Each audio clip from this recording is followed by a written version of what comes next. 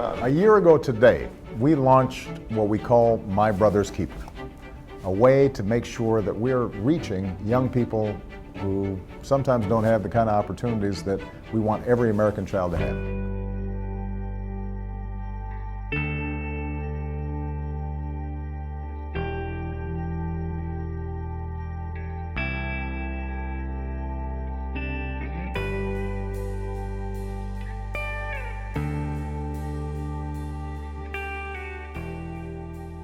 Everyone thinks after school program is just a fun, go color, go draw, go play outside dodgeball. That's not what we're about. We're about building character in these students, their lives and everything. Part of that I see my work is how we treat each other as human beings, and passing that on to some of the youth here, telling them, or explaining to them, we might come from the barrio, we might have, the difficulties that we have, but they are valued.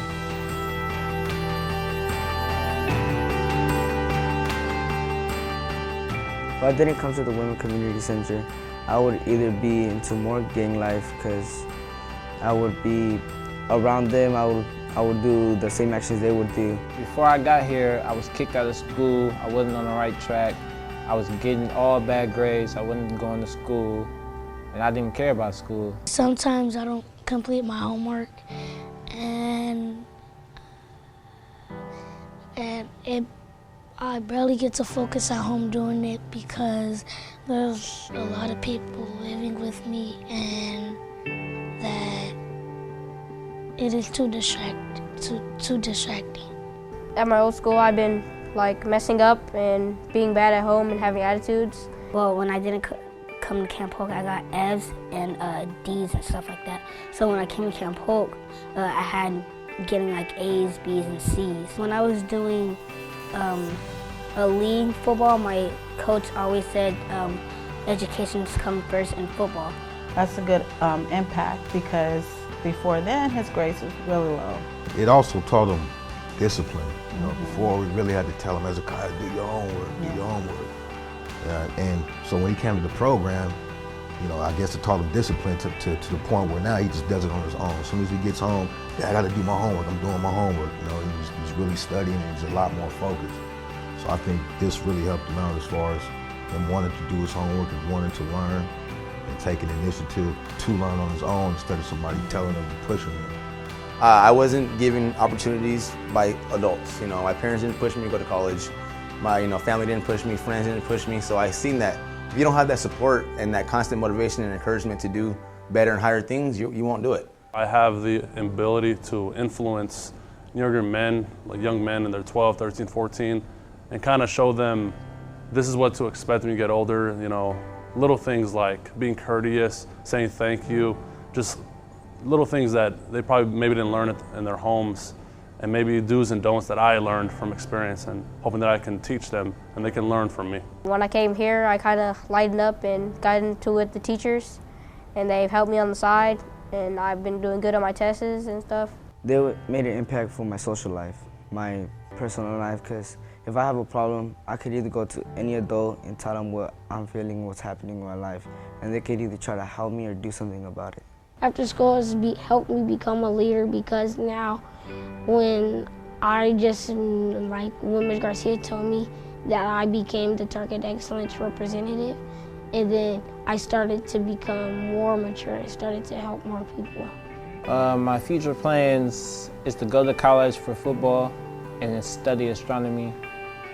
And if football doesn't work out, I plan to work for NASA and get back to my community and keep young teens off the streets. There ain't nothing in the streets for us but guns, drugs, and violence. So it's my job, I feel now, to encourage every student and motivate every student as much as I can to be a better person, to be better than their parents. And when I say better than their parents, I'm not saying that their parents are not good or anything, but at the same time, you want to be better than them so you can show them that how they raised you has worked. So that is why I'm here, I believe. I'm here to help better educate the students of our programs. For the last 15 and a half years, I've been raising a little girl as a single father. The hope that I was given was that what legacy would I leave once I'm passed, once I'm gone? being of service to humankind a certain way.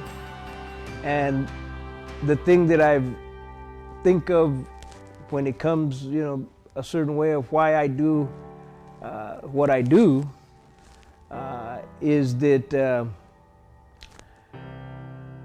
the example, very simple, the living example that there is hope, that change can happen, that there is, cause to be aware, our awareness of how I, in my own way, give.